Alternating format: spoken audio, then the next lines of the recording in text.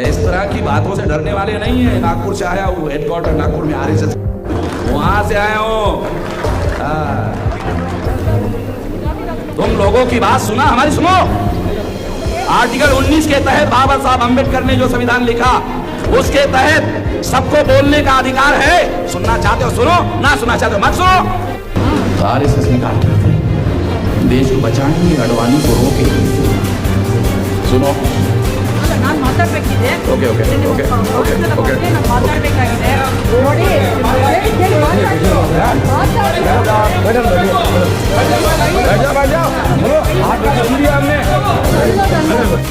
उसका हमने सब सुन लिया।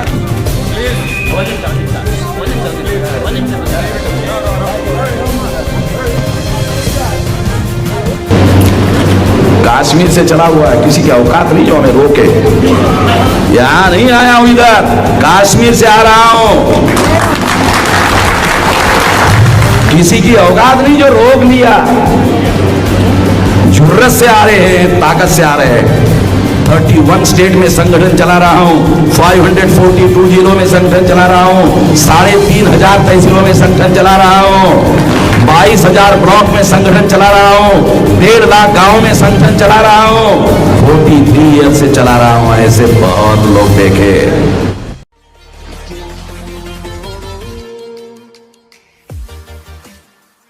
घोषित हो जाएगी।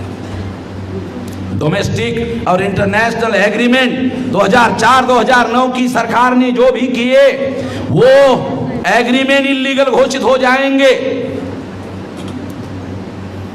केंद्र सरकार ने सोचा बीजेपी के नेताओं को संपर्क किया जाए। कांग्रेस ने बीजेपी के नेताओं को संपर्क किया और कहा कि अडवाणी जी की यात्रा को नहीं रोक सकते। कांग्रेस ने सोचा कि अडवाणी को कौन रोक लगा सकता है, कि एक ही ताकत है। भारत में कोई ताकत नहीं है जो अडवाणी को रोक लगा सके। उस ताकत का नाम है आरएसएस। कांग्रेस के लोग नागपुर के हेडक्वार्टर पर गए और आरएसएस को कहा, क्या कहा कि हमने 2004-2009 में घोटाला करके चुनाव जीता।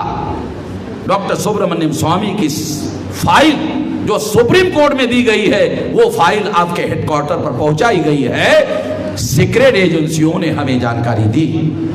इसका मतलब है कि हमने घोटाला करके चुनाव जीता।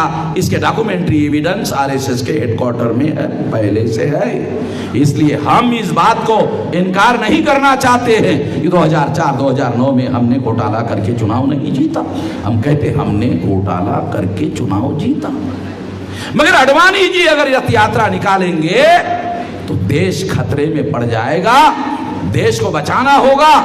आप देशभक्त लोग हो, देश को बचाना होगा। तो आरएसएस ने कहा ठीक है, देश को बचाएंगे, अडवाणी को रोकेंगे। सुनो, okay okay okay okay okay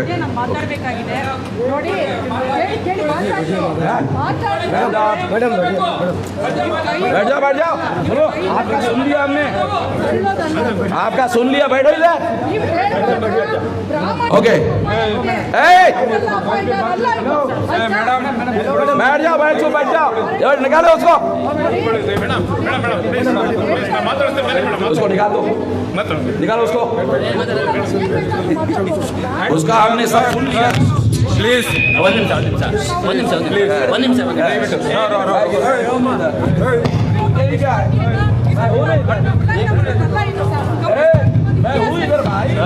सब ओके ओके भाई, उसका सुन लिया ना। ओके सब कुछ भी मत बोलो।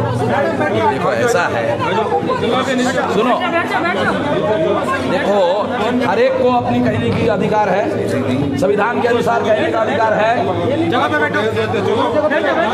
हर एक को अपनी कहने का अधिकार है संविधान में। तुम भी कहो, हम भी कहते हैं। जो सही है लोग मान लेंगे, जो गलत है नहीं माने। हम इस तरह की बातों से डरने वाले नहीं है। नागपुर से आया हूँ, हेडक्वार्टर नागपुर में आरएसएस, वहां से आया हूँ। तुम लोगों की बात सुना, हमारी सुनो। आर्टिकल 19 के तहत बाबा साहब अम्बेडकर ने जो संविधान लिखा, उसके तहत सबको बोलने का अधिकार है। सुनना चाहते हो सुनो, ना सुनना चाहते हो मत सुनो।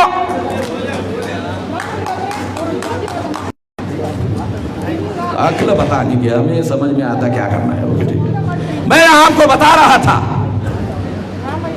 मैं आपको बता रहा था, समझा रहा था कि इस देश में ये जानना, ये समझना बहुत ज्यादा जरूरी है कि केंद्र सरकार ने आरएसएस के लोगों से संपर्क किया। सबूत के साथ बोल रहा हूं और बहुत सारे सबूत आपको देता हूं। सुनो, आपको भयंकर बातें हैं, देश के संकट खड़ा हुआ गया है, इसलिए ये सारी बातें जानना जरूरी है। कश्मीर से चला हुआ है, किसी की औकात नहीं जो हमें रोके। यहां नहीं आया हूं, इधर कश्मीर से आ रहा हूं। किसी की औकात नहीं जो रोक लिया। जुर्रत से आ रहे हैं, ताकत से आ रहे हैं। 31 स्टेट में संगठन चला रहा हूं, 542 जिलों में संगठन चला रहा हूं, 3500 तहसीलों में संगठन चला रहा हूं, 22,000 ब्लॉक में संगठन चला रहा हूं, 1.5 लाख गांव में संगठन चला रहा हूं, 43 ईयर से चला रहा हूं। ऐसे बहुत लोग देखे। हम मर्यादा रखते हैं, नहीं तो व्यवस्था करता हूं। मैं आपको चाहता हूं, मैं ये नहीं कह रहा हूं कि मेरी बात मानो, मैं कह रहा हूं सुनो, दूसरों को भी सुनो, हर आदमी की सुनो। जो सही लगता है मानो, नहीं लगता है छोड़ दो। जरूरी जबरदस्ती थोड़ी है। प्रत्येक नागरिक को भारत के अधिकार है और इसलिए ये अधिकार पुलिस वालों ने मुझे रोकने की कोशिश की, पुलिस वालों का नहीं माना, बाकी का छोड़ो। 10 बजे तक बोलूंगा, नहीं मानता हूं तुम्हारी,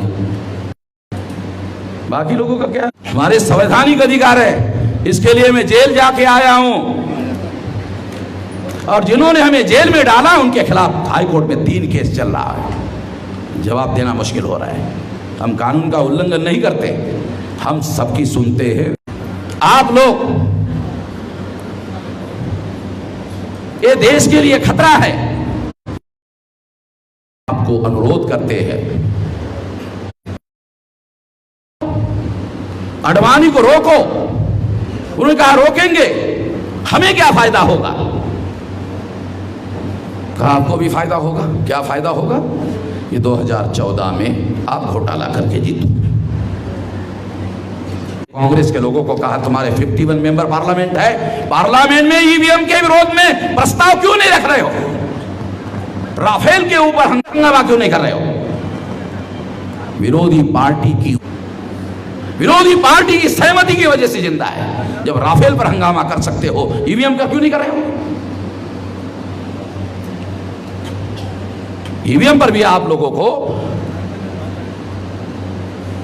हंगामा करना चाहिए। हंगामा कैसे करेंगे? समझौता है। और इस तरह से जब समझौता हुआ, केंद्र सरकार ने, डॉक्यूमेंट्री एविडेंस है मेरे पास में, केंद्र सरकार ने नोटिस का सुप्रीम कोर्ट में कोई जवाब नहीं दिया। चुनाव आयोग ने कोई जवाब नहीं दिया। जवाब नहीं दिया, सुप्रीम कोर्ट ने स्वीकार कर लिया 4 फॉल्ट है। ये डॉक्यूमेंट लेके चल रहा हूं, काल्पनिक बातें नहीं है। और सुप्रीम कोर्ट ने ऑर्डर दिया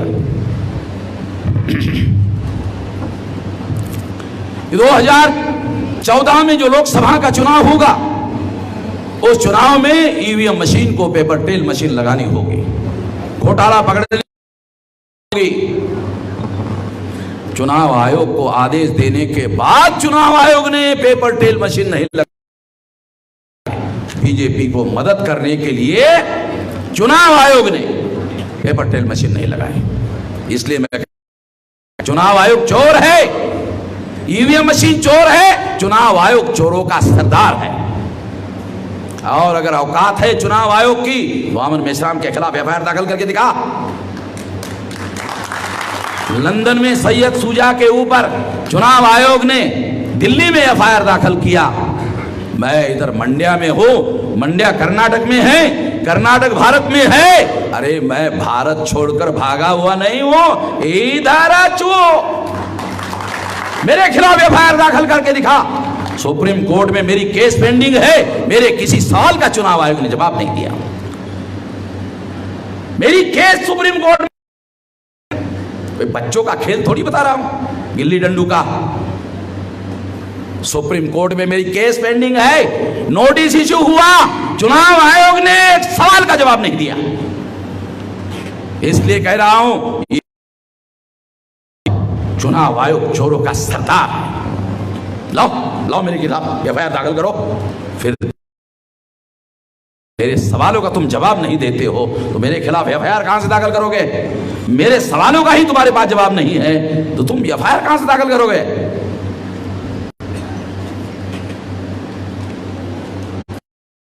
बहुत ज्यादा जरूरी है, इसलिए ये बता रहा हूं कितना बड़ा धोखा हमारे साथ हो रहा है। इसलिए साथियों 2014 के चुनाव में 31% बीजेपी को वोट पड़े, 283 सीटें चुनाव जीत कर आई। हमने डाटा कलेक्ट किया, डाटा देखा, 2014 में 31% वोटों के आधार पर बीजेपी को 283 सीटें मिली।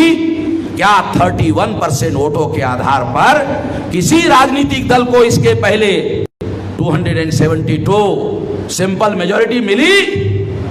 सिंपल मेजॉरिटी भी नहीं मिली। 283 तो बहुत दूर की बात है, मगर 31% वोटों के आधार पर बीजेपी को 283 सीटें मिली और कांग्रेस को 49 सीटें मिली।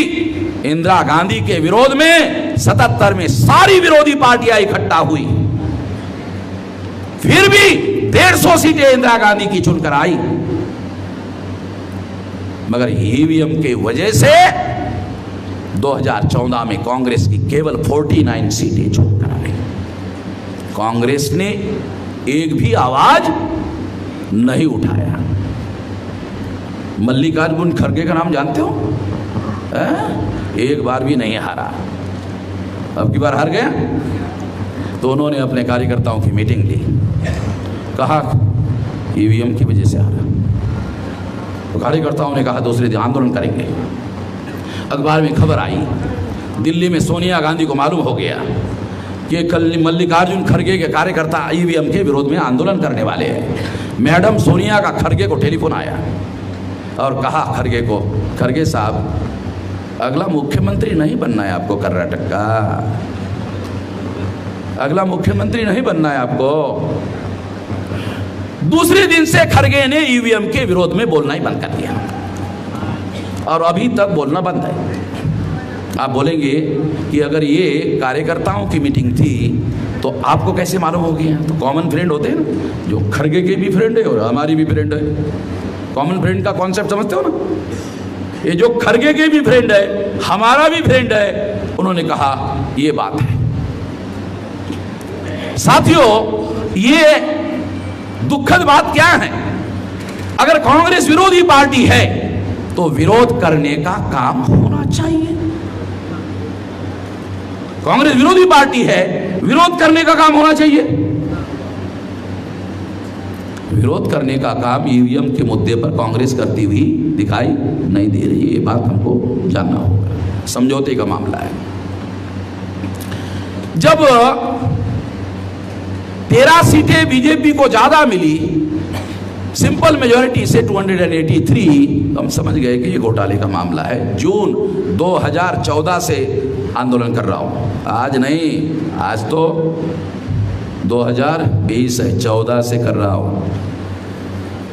और मैंने चुनाव आयोग को लेटर लिखा कि सुप्रीम कोर्ट ने पेपर ट्रेल मशीन, घोटाला पकड़ने वाली मशीन लगाने का आदेश दिया, क्यों नहीं लगाया? चुनाव आयोग ने मुझे लिख कर दिया, लिखित क्या दिया लिखकर? नरेंद्र मोदी घोटाला पकड़ने वाली मशीन लगाने के लिए पैसे देने के लिए तैयार नहीं है। मैंने चुनाव आयोग को कहा कि भारत सरकार की ट्रेजरी कोई बनिया की दुकान है? भारत सरकार की ट्रेजरी नरेंद्र मोदी के बाप की जागीर है? जो भारत सरकार का पैसा अपने मर्जी के अनुसार खर्चा करेगा। संविधान में लिखा हुआ है किसी भी प्रधानमंत्री को पार्लियामेंट में बजट पास किए बगैर एक नया पैसा खर्चा करने का अधिकार नहीं है। कैसे पैसा नहीं देता है मैं देखता हूं। मैंने चुनाव आयोग को कहा और नरेंद्र मोदी के खिलाफ सुप्रीम कोर्ट में केस दायर कर दिया। ये डॉक्यूमेंट लेकर चलता हूं साथ में, अगर कोई कांग्रेस का और बीजेपी का मिल जाए उसके मुंह पर फेंक के मारता हूं। पहले देख ले, अंग्रेजी अगर पढ़ना नहीं आता तो मुझे पूछ ले, ट्रांसलेट करके बताता हूं। इसीलिए कोई मिलता नहीं है। केस दायर कर दिया, सुप्रीम कोर्ट ने नोटिस इशू किया, नोटिस सरकार को मिली, मिलते ही 3,567 करोड़ रुपया सेंट्रल गवर्नमेंट 2017 को सुप्रीम कोर्ट ने मेरे केस में मेरे फेवर में फैसला दिया। देख लेना, किसी को चाहिए ले लेना कॉफी, मुफ्त में दे देता हूं। सुप्रीम कोर्ट ने 2017 को अपने जजमेंट में मेरे फेवर में क्या निर्णय दिया? 2019 में जो चुनाव होगा उस चुनाव में हर ईवीएम मशीन को घोटाला पकड़ने वाली पेपर ट्रेल मशीन लगाई जाएगी। तो आप लोगों ने 2019 के चुनाव में हर ईवीएम मशीन को पेपर ट्रेल मशीन लगी हुई देखी होगी, वो किसी और ऐरे गहरे नत्थू खैरे ने नहीं लगाई, वामन मेजराम के द्वारा लगाई। यह है फैसला। बच्चों के खेल की बात नहीं कर रहा हूं, ये लड़ाई मैदान में भी और ये सुप्रीम कोर्ट में भी। जब सुप्रीम कोर्ट मेरी बात मानती है इसका मतलब समझते हो? इतने सबूत है घोटाले के, इतने सबूत है मेरे पास जो सुप्रीम कोर्ट भी मानती है। लोकतंत्र बचाने के लिए ये लड़ाई है।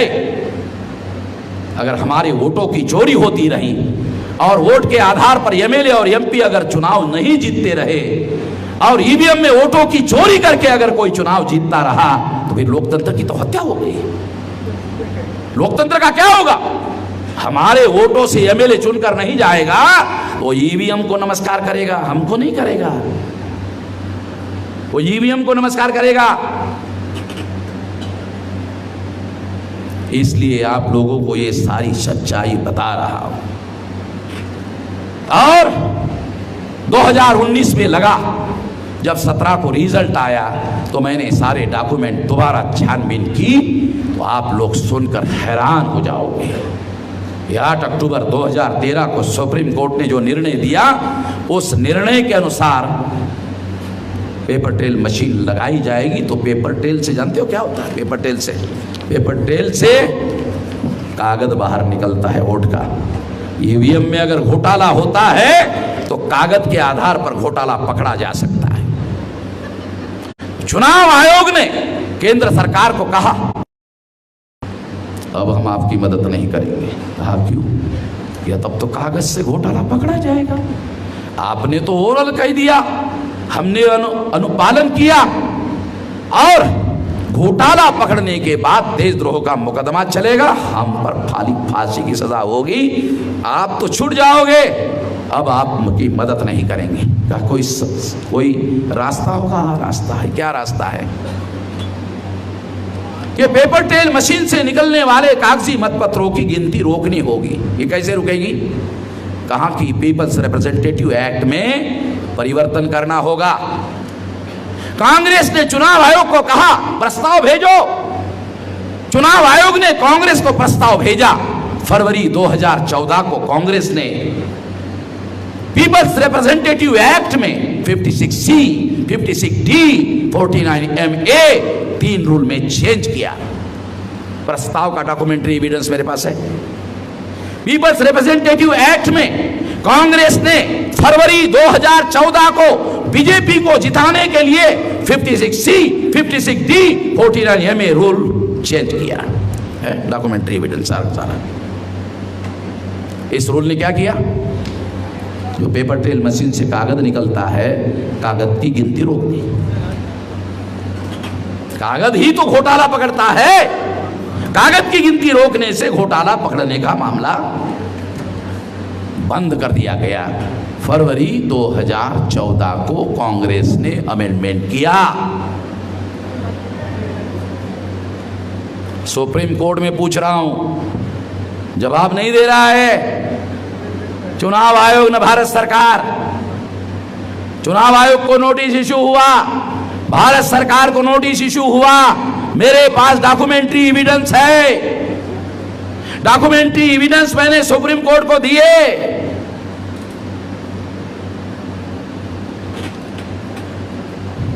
उनको मालूम था कि ये सारे डॉक्यूमेंट्री एविडेंस है, इसको रोका नहीं जा सकता।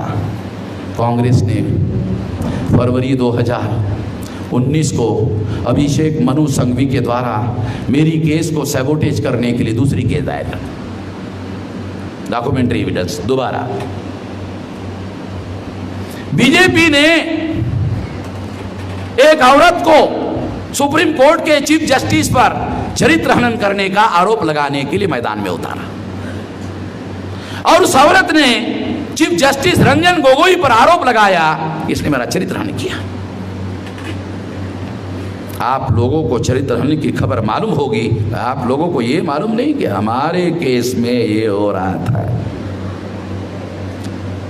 56C, 56D, 49A अगर ये अनकॉन्स्टिट्यूशनल रूल घोषित हो गए होते 2019 के चुनाव में, बीजेपी चुनाव किसी भी हालत में नहीं जीतती। समझौते के अनुसार बीजेपी को 2019 के चुनाव में चुनाव जितवाना था।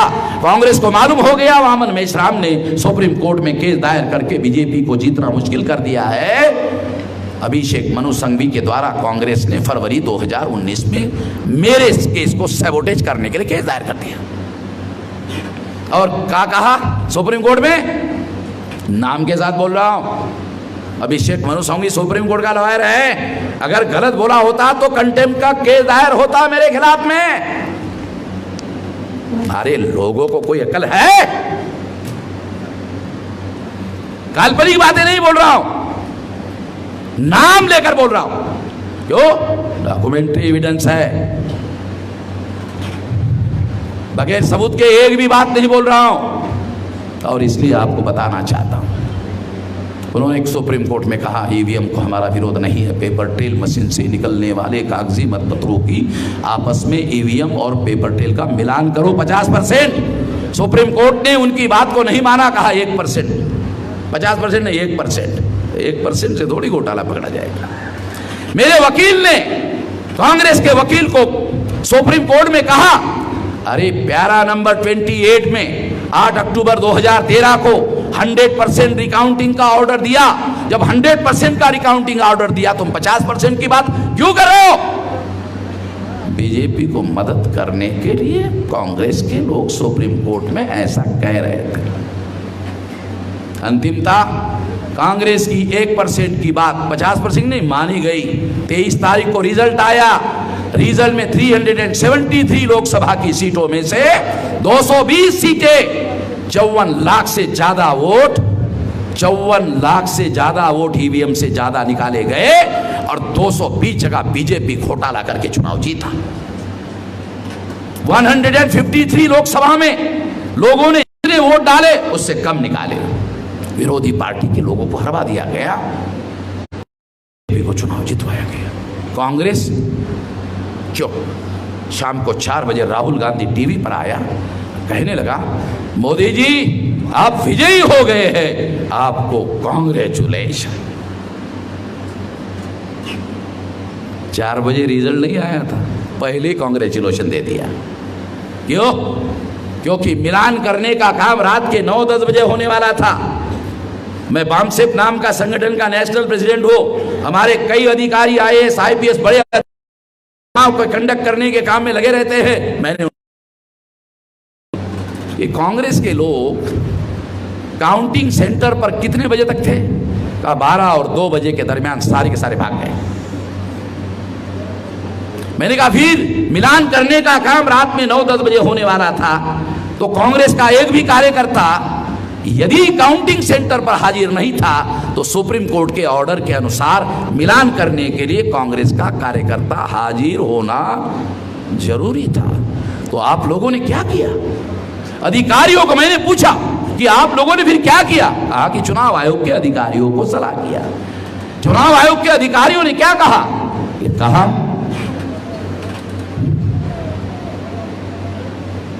कागजों में मिलान करके, कागजों में खाना आपूर्ति करके ऊपर भेज दो, हम देख लेंगे।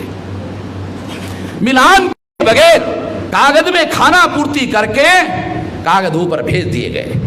भेजने के बाद जब 54 लाख वोट से ज्यादा वोट निकाले तो क्विंट नाम का सोशल मीडिया के पत्रकार चीफ इलेक्शन कमिश्नर के पास गए।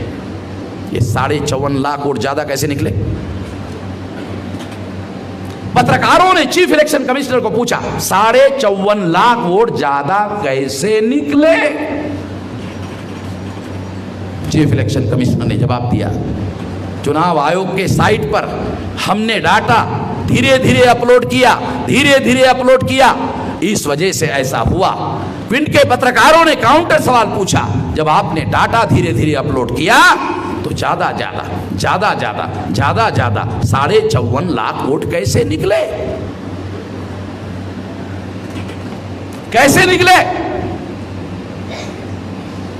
तो चुनाव कमिश्नर के पास कोई जवाब नहीं था। चुनाव कमिश्नर ने एक सीक्रेट मैसेज सारे देश के अधिकारियों को भेजा। उसमें लिखा था, क्या लिखा था? उसमें लिखा था आंकड़े टैली नहीं हो रहे, दोबारा टैली करके 30 मई तक वापस भेजो। अधिकारियों ने टैली करके आंकड़े भेजे। आंकड़े भेजने के बाद क्विंट के पत्रकारों ने डाटा मांगा, डाटा नहीं दिया।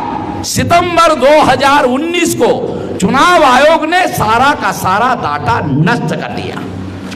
अभी मैं चुनाव आयोग के खिलाफ में क्रिमिनल एफआईआर दाखिल करने के लिए जा रहा हूं।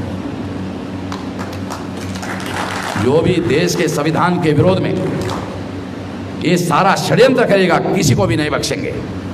मैं जानता हूं ये जान जोखिम में डालने का मामला है, मगर किसी न किसी को तो ये खतरा लेना होगा। लोकतंत्र को बचाने के लिए, लोकतंत्र नहीं बचेगा, तुम लोगों के बाल बच्चों के भविष्य का क्या होगा? कोई पूछने वाला है? इसलिए ये लड़ाई लड़ी जा रही है। आपको 2 बातें, बहुत भयंकर बातें सुनाना चाहता हूं। एक आरटीआई के कार्यकर्ता ने ईवीएम मशीन बनाने वाले कंपनी को पूछा, चुनाव आयोग को कितनी ईवीएम मशीन दी? 40 लाख।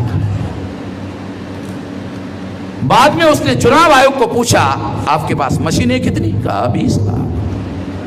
तो उसको मालूम हो गया 20 लाख मशीन गायब है। जब 20 लाख मशीन गायब है तो उसको समझ में आया, उसने वीडियो तैयार किया कि जो मशीनें चुनाव आयोग के पास है उस पर चुनाव नहीं होगा, जो मशीनें गायब है उस पर चुनाव होगा। आप सोचते होंगे साला कितना भयंकर मामला चल रहा है। आप सोचते होंगे इसका कोई सबूत है, चलो लो सबूत लो। बगैर सबूत के कोई बात नहीं करता। गाजीपुर उत्तर प्रदेश में अफजाल अंसारी चुनाव लड़ रहे थे। उसका भाई मुख्तार अंसारी डॉन है कहते हैं। उसके हथियारबंद दस्तों ने मिसिंग मशीन का ट्रक पकड़ा। जो मिसिंग मशीन का ट्रक काउंटिंग सेंटर पर लाया जा रहा था। जब ट्रक पकड़ा तो उन्होंने तब तक नहीं छोड़ा जब तक उन्होंने काउंटिंग पूरी नहीं की। अफजाल अंसारी को सर्टिफिकेट दिया, उसके बाद वो ट्रक छोड़ा। अगर मुख्तार अंसारी ने वो ट्रक नहीं पकड़ा होता तो अफजाल अंसारी चुनाव नहीं जीत पाता। अफजाल अंसारी चुनाव जीत गए। मायावती और अखिलेश यादव मिलकर चुनाव लड़ रहे थे। दोनों कोई मिसिंग मशीन का ट्रक नहीं पकड़ पाए, चुनाव हार गए।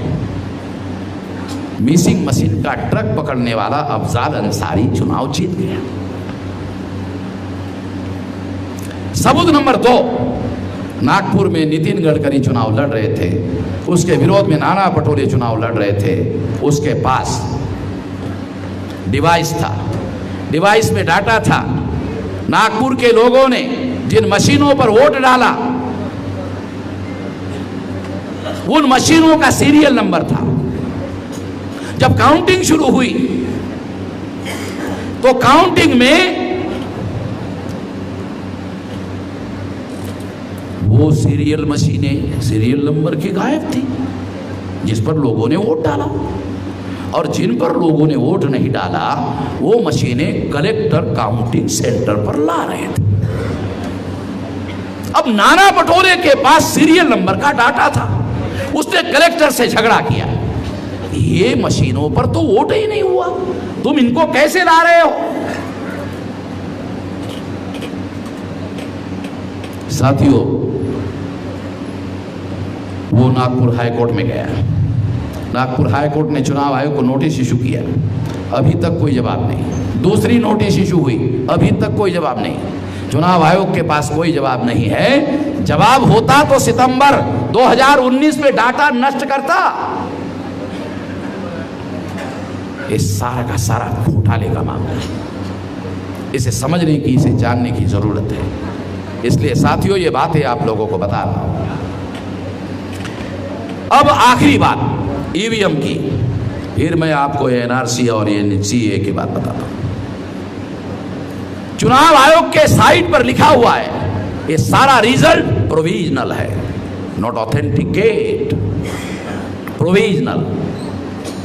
देश का प्रधानमंत्री 8 महीने हो गया, कोई ऑथेंटिकेट डाटा चुनाव आयोग ने अभी तक घोषित नहीं किया। 2 महीने में घोषित करना पड़ता। प्रोविजनल रिजल्ट के आधार पर देश का प्रधानमंत्री बना हुआ है नरेंद्र मोदी। प्रोविजनल रिजल्ट, इसका मतलब है चुनाव आयोग के पास कोई ऑथेंटिकेट डाटा, ये रिजल्ट ईमानदारी से हुआ है, चुनाव ईमानदारी से हुआ है, इसका कोई डाटा अवेलेबल नहीं है। इसलिए इस बात को जानना और समझना बहुत ज़्यादा ज़रूरी है। इसके लिए ये सारी बातें आप लोगों को समझा रहा हूँ कि आप लोगों के साथ में इतना बड़ा धोखा हुआ, और इतना बड़ा धोखा, ये लोकतंत्र की हत्या करने वाला मामला है, इसको हम छोड़ेंगे नहीं। इसके लिए तो मैं कश्मीर से चल रहा हूँ। कांग्रेस और बीजेपी, बीजेपी और कांग्रेस चचेरे चचेरे, मौसेरे मौसेरे, भाई भाई है, और लोग कहते हैं इसके बारे में बोलो मत। अरे किसी की औकात है वामन में इस्लाम को रोक ले? अभी तक तो किसी की औकात नहीं हुई। साला ब्रह्मा नहीं रोक पाता है, बाकी लोगों की औकात क्या है? जो सच है वो बोलने के लिए हम किसी की बात मानने वाले नहीं है। लोगों को जगाने के लिए सारी बात हम कहते रहेंगे। हमारी प्रतिबद्धता, हमारा कमिटमेंट जनता के साथ में है, और जनता को जगाने के लिए ये लड़ाई हम लोग लड़ रहे हैं। अभी इन लोगों ने CAA, सिटीजनशिप अमेंडमेंट एक्ट लाया पाकिस्तान का नाम लेकर। ये पाकिस्तान में अन्याय होता है, पाकिस्तान में अन्याय होता है जैन पर, बुद्धिस्ट पर, सिखों पर, हिंदू पर अन्याय होता है। इसलिए अन्यायग्रस्त लोग अगर भारत में आते हैं तो उनको नागरिकता देंगे, ऐसा कानून में प्रावधान किया पाकिस्तान का नाम लेकर। मैं कहना चाहता हूं नरेंद्र मोदी को कि पाकिस्तान में क्या केवल जैनों पर ही अन्याय होता है? केवल बुद्धिस्ट पर ही अन्याय होता है? केवल हिंदू और सिखों पर ही अन्याय होता है? क्या पाकिस्तान का, भारत का विभाजन होने के बाद भारत के जो मुसलमान पाकिस्तान गए उनको वहां मुहाजिर कहा जाता है, और अगर मुहाजिर मुसलमानों पर अन्याय होता है, और अगर वो मुसलमान जो भारत से वहां गया हुआ है, अगर एट्रोसिटी होती है, उसके लिए भी कानून में प्रावधान होना चाहिए था कि अगर उस पर भी अन्याय होता है तो उसको भी भारत में नागरिकता दी जाएगी। ये होना चाहिए था as per the provision of the constitution. Article 14 के तहत इक्वलिटी बिफोर लॉ, इसके तहत ये व्यवस्था होनी चाहिए थी। पाकिस्तान का नाम लेकर ये कहते हैं। नरेंद्र मोदी ने अपने भाषण में कहा ये नागरिकता देने के लिए है, नागरिकता छीनने के लिए नहीं। तो तुमने ये जो झूठा भाषण दिया, आसाम में 19,48,000 लोगों को नागरिकता के अधिकारों से वंचित किया, उसमें 5 लाख केवल मुसलमान हैं, 14,48,000 SC ST OBC के हैं। 19,48,000 में केवल 5 लाख मुसलमान हैं। 14,48,000 SC ST OBC के लोग हैं। इसलिए जो मुसलमान ये कहते हैं कि ये केवल मुसलमानों पर अन्याय करने वाला कानून है, गलत बात है। ये केवल मुसलमानों पर अन्याय करने वाला कानून नहीं है, उससे 3 गुना ज्यादा SC ST OBC पर अन्याय करने वाला कानून है। और जो SC ST OBC के ये लोग कहते हैं ये तो हम पर अन्याय करने वाला कानून नहीं है, वो गधे लोग हैं, गधे। उनको बीजेपी RSS के लोगों ने गधा बनाने में कामयाबी हासिल की है। उनको जगाने के लिए सारे देश भर में घूम रहे हैं, उनको समझा रहे तुम्हारे 3 गुना ज्यादा लोगों को नरक की जिंदगी जीने के लिए मजबूर किया जाएगा। सतर्क होने की जरूरत है, जागृत होने की जरूरत है। नहीं तो ये लोग, फिर RSS के भागवत ने बयान दिया कि आसाम के किसी हिंदू को बांग्लादेश नहीं भेजा जाएगा। चलो ठीक है, मान लेते हैं, चलो हिंदू के नाम पर आसाम के 14,48,000 लोगों को नागरिकता दी गई। देने के बाद अगर कोई हमारा SC ST OBC का आदमी कलेक्टर के पास गया और कहने लगा हमें SC ST OBC का सर्टिफिकेट दे दो, तो कलेक्टर बोलेगा आपको हिंदू के नाम पर नागरिकता दी गई है, आपको SC ST OBC का सर्टिफिकेट नहीं मिलेगा। क्या कर लोगे? अरे तो शैतान लोग है भाई, ये ब्राह्मण लोग शैतान लोग हैं। शैतान का दूसरा नाम ब्राह्मण है। ये समझना जरूरी है, ये जानना जरूरी है। इसके लिए बता रहा हूं, ये लोग कहते कुछ है, करते कुछ है। इनके नियत पर कभी कोई यकीन नहीं किया जा सकता। 3000 साल से ये लोग हमारे ऊपर अत्याचार कर रहे। मुसलमान तो आजाद भारत में 72 साल के मजलूम है। अरे हम लोगों पर 3000 साल से अत्याचार कर रहे हैं। आज की बात नहीं है। मुसलमान SC ST OBC को कहते हिंदू है। काय के हिंदू है? काय के हिंदू है SC ST OBC के? एक को शूद्र बनाया, गुलाम बनाया, एक को अछूत बनाया, कहा छूने लायक नहीं है। साले अछूत बनाते हैं, छूने लायक भी नहीं है। ब्राह्मण का धर्म, अछूत का धर्म एक ही है। कैसे है? किस आधार पर है? वो 3000 साल से अत्याचार कर रहे हैं। तो जो लोग 3000 साल से अत्याचार कर रहे हैं उनका धर्म हमारा धर्म एक नहीं हो सकता। हम भारत के मूल निवासी है। DNA के आधार पर भारत में NRC होनी चाहिए। इससे क्या होगा? ब्राह्मणों का DNA यूरेशियन लोगों का DNA है, विदेशी लोगों का DNA है। DNA आधार पर करो। कागज मांगते हो, कागज की क्या स्थिति है भारत में? तुम्हारा वोटर कार्ड में बाप का फोटो, बेटे का नाम। नालायक लोग साले सरकार चला रहे हैं। वोटर कार्ड में बाप का फोटो, बेटे का नाम, बहू का फोटो, किसी और का नाम। तुम्हारा डाटा ऐसे, तुम्हारा कागज ऐसे है। और तुम पुराना पूछते हो ये तुम्हारा दादा कहां पैदा हुआ था? तो हमारे लोग दादी को पूछते, दादी वो कब पैदा हुआ था? तो दादी कहती है ईद का दिन था, बरसात हो रही थी, बिजली चमक रही थी। अच्छा दादी ऐसा था? हाँ ऐसा था। तो वो जो ईद थी वो कौन से साल की थी? ये तो पता नहीं बेटा। वो जो बिजली चमक रही थी वो कौन से साल की बिजली चमक रही थी? कहा ये तो पता नहीं बेटा। ये बरसात जो गिर रही थी वो कौन से साल की बरसात थी? ये तो पता नहीं बेटा। ये गारंटी है ईद के दिन था, बरसात हो रही थी, बिजली चमक रही थी, उस दिन पैदा हुआ। अब बताओ इसका कागज कैसे बनेगा? कैसे बनेगा बताओ? आदिवासी लोग जंगलों में रहते हैं, उनके विलेज रेवनी विलेज नहीं है। जब रेवनी विलेज है ही नहीं है, डाटा कहां से है? न सरकार के पास है न उनके पास है। जो खाना बदौल जातिया है, 4 दिन यहां 4 दिन वहां 4 दिन वहां, कहां से डाटा रहेगा? जिनके पास जमीन है उनके पास कागज मिलेगा। और ऐसी बहुत सारी किसान जातियां है जो मजदूरी करती है, डाटा कहां से रहेगा? कागज कहां से रहेगा? कहां से मिलेगा? सरकार ने 1969 में जन्म प्रमाण पत्र का कानून बनाया।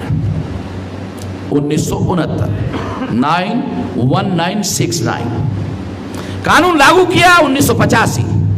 जब तुम्हारा कानून 1985 में कागज पत्र का लागू हुआ तो तुम 84 का भी कागज नहीं मांग सकते। तुम्हारा कानून ही 85 में लागू हुआ। अरे जब तुम्हारा कानून 85 में लागू हुआ तो 84 का भी कागज नहीं मांग सकते। मांगना गैर कानूनी है, मगर सरकार तुम्हारी, बहुमत तुम्हारा, विरोधी पार्टी चुप, बोलती नहीं है, बोलने की नौटंकी करती है ताकि सरकार को अपना काम करने के लिए जारी रखने की इजाजत दी। राज्यसभा में बीजेपी का बहुमत नहीं था, कानून पास कैसे हुआ? कैसे पास हुआ?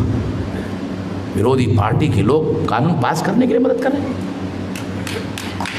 इस षड्यंत्र को समझने की जरूरत है। इसलिए आप लोगों को बता रहा हूं कि ये जो सिटीजनशिप अमेंडमेंट एक्ट है, ये धर्म के आधार पर जनता को विभाजित करने का षड्यंत्र है। अगर जनता को धर्म के आधार पर विभाजित किया जाएगा तो क्या परिणाम होगा जानते हो? धर्म के आधार पर विभाजित करके अगर ये मामला चला तो देश का विभाजन हो जाएगा। 14 अगस्त 47 को ब्राह्मणों ने भारत का विभाजन किया। डॉक्यूमेंट्री एविडेंस है हमारे पास। 157 वर्सेस 15 वोटों से कांग्रेस महासमिति में गांधी जी के उपस्थिति में भारत के टुकड़े करने का प्रस्ताव पारित किया गया। डाटा के साथ बोल रहा हूं। और तुम्हारे अखबारों ने मुसलमानों को जिम्मेदार माना। रेजोल्यूशन तुमने पास किया। जवाहरलाल नेहरू ने बीबीसी को इंटरव्यू दिया, मुस्लिम लीग की परेशानी की वजह से पाकिस्तान हमने बनाया। कौन बोल रहा है? जवाहरलाल नेहरू। जवाहरलाल नेहरू का इंटरव्यू अभी भी हमारे पास ही है, इधर ही है। बीबीसी के इंटरव्यू में जवाहरलाल नेहरू क्या कहते हैं? मुस्लिम लीग की परेशानी की वजह से पाकिस्तान हमने बनाया। अब कोई सबूत की जरूरत है? इसको समझना जरूरी है। और इस वजह से मैं आप लोगों को ये बातें बता रहा हूं कि ये सारी जो संख्या की समस्या पैदा हुई है, ये पार्टीशन से। अब ये लोग दोबारा धर्म के आधार पर भारत का विभाजन करवाना चाहते हैं। 14 अगस्त 47 को हम लोग जागृत रही थे, 1 इंच जमीन का टुकड़ा नहीं होने देंगे।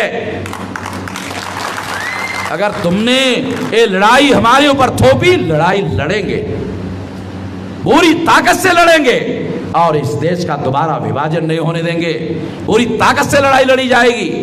आपको मालूम है, भीमा कोरेगांव में हमारे पुरखों ने 500 लोगों ने 28,000 ब्राह्मणों को मारा है, पता? उस खानदान का आदमी हूं। 28,000 ब्राह्मणों को भीमा कोरेगांव में हमारे 500 लोगों ने मारा। अभी खून ठंडा नहीं हुआ है, अभी गर्म है। ऐसे ही थोड़ी घूम रहा हो, ऐसे ही नहीं घूम रहा भारत भर में। साथियों, ये जो एनआरसी है, ये जो सिटीजनशिप अमेंडमेंट है, ये सारा भारत के टुकड़े करने के साजिश का हिस्सा है। एनपीआर का ले लो। 2001 में पंडित अटल बिहारी वाजपेयी प्रधानमंत्री थे। उन्होंने एनपीआर में डाटा कलेक्ट किया। क्या है एनपीआर का डाटा, पता है आप लोगों को?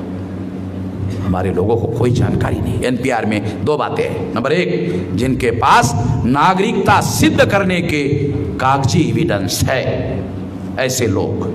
दूसरा, जिनके पास भारत में रहते तो है मगर कागजों में प्रूव करने के कोई एविडेंस नहीं है, ऐसे लोग। एनपीआर में ये 2 डाटा कलेक्ट किया गया। भारत सरकार के पास डाटा पहले से अवेलेबल है कि किसके पास नागरिकता प्रूव करने के डॉक्यूमेंट है और किसके पास नहीं है। 2001 में पंडित अटल बिहारी वाजपेयी ने डाटा कलेक्ट किया। 2011 में कांग्रेस की सरकार थी। कांग्रेस ने इस डाटा में अटल बिहारी वाजपेयी ने जो कमियां छोड़ी, उस कमियों को पूर्ण करने का काम कांग्रेस ने 2011 में किया। रद्द करना चाहिए था अटल बिहारी का एनपीआर, तो कांग्रेस ने रद्द नहीं किया, अपडेट किया 2011 में। डाटा के साथ बोल रहा हूं, सबूतों के साथ बोल रहा हूं। और जो अपडेट कांग्रेस ने किया 2011 में, उसके आधार पर नरेंद्र मोदी ने यह कानून बनाया। ये संकट, ये दोनों म्यूचुअल अंडरस्टैंडिंग से ये भारत के सामने संकट खड़ा किया गया है। इसे समझने की जरूरत है। अगर इसे समझेंगे नहीं तो ये लड़ाई लड़ी नहीं जा सकती। दुश्मन को निर्धारित करना पड़ेगा। अगर दुश्मन को निर्धारित नहीं करोगे तो तलवार हवा में मारोगे क्या है? हवा में तलवार लड़ाई घुमाओगे, हवा में तलवार लग जाएगी। दुश्मनों को निर्धारित करना पड़ेगा और दुश्मन से लड़ाई लड़नी पड़ेगी। पहले दुश्मन को निर्धारित करना पड़ेगा, बाद में लड़ना पड़ेगा। अंधे लोग थोड़ी लड़ सकते हैं, अंधे लोग नहीं लड़ सकते, जानकार लोग लड़ सकते हैं, जागृत लोग लड़ सकते हैं। इसलिए ये बात बता रहा हूं। इसलिए ये सारा जागरण अभियान सारे देश भर में चलाया जा रहा है। तो एनपीआर जो है अभी 1 अप्रैल से दोबारा शुरू होने वाला है। आप लोगों को खबर हो गई होगी। अभी इसका बंदोबस्त 20 तारीख को ऐलान करेंगे। अभी आप लोगों को जानकारी हो गई होगी कि 29 जनवरी को भारत बंद हमने करवाया। 20 फरवरी को बड़ा फैसला करेंगे देश में, और बड़ा फैसला। और इन लोगों से ईंट का जवाब ईंट से देंगे, मुकाबला करेंगे। जब लड़ाई तुमने थोप दी है तो लड़ेंगे। जब लड़ाई तुमने थोप दी तो लड़ेंगे, बिल्कुल पीछे नहीं हटेंगे। लड़ाई जीतने के लिए क्या करना होगा, तरीका बताकर समाप्त कर देना। हम 3000 साल के मजलूम हैं, आप 72 साल के मजलूम हैं। मजलूम और मजलूम का इत्तेहाद होना चाहिए। आप अकेले लड़ोगे, पिटाई होगी। हम अकेले लड़ेंगे, पिटाई होगी। शेड्यूल कास्ट अकेले लड़ रहा है, पीट रहा है। शेड्यूल ट्राइब अकेले लड़ रहा है, पीट रहा है। ओबीसी अलग लड़ रहा है, पीट रहा है। मुसलमान अलग लड़ रहा है, पीट रहा है। अगर हम अकेले अकेले लड़ेंगे तो हमारी पिटाई होगी। पहले भी हुई, आगे भी होगी। इसलिए लड़ाई लड़ने का तरीका इत्तेहाद कायम करना पड़ेगा, एकता कायम करनी पड़ेगी। और एकता करके लड़ेंगे तो 85% होंगे। 85% लोग अगर इकट्ठा हो गए, अरे पेशाब करेंगे तो पेशाब में बह जाएंगे। आपके समझ में नहीं आ रहा है? अरे हम सारे मिलकर पेशाब करेंगे ना, पेशाब में बह जाएंगे। वैसे भी ब्राह्मण आमने सामने आकर कहां लड़ता है? वो तो हम लोगों को SC ST OBC वर्सेस मुसलमान की लड़ाई लगाता है। वो कहां सामने आता है? वो तो हम लोगों को आपस में लड़ाता है। जिनको वो आपस में लड़ाता है, मैं उन लोगों की दोस्ती चाहता हूं, उन लोगों की दोस्ती चाहता हूं। अगर वो इत्तेहाद कायम कर ले, फतेह 200% अपने साइड, फतेह होगी, विजय होगी। मगर इत्तेहाद पहले होगा तो होगी।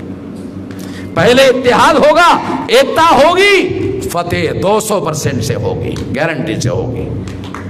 तो मैं आप लोगों को अनुरोध करता हूं, लड़ने के पहले इत्तेहाद और इत्तेहाद के बाद लड़ाई, ऐसा करना होगा। ये करने के लिए आप साथ सहयोग करोगे, इस आशा और विश्वास के साथ। आपने मेरी बात ध्यान से सुनी, इसके लिए आभार, धन्यवाद। और एक बात, हमसे पंगा लेने की कोशिश मत करना कोई। हमसे नहीं पंगा लेने का। मैं उसके खानदान का हूँ, 500 लोगों ने 28,000 को मारा, ध्यान रखना।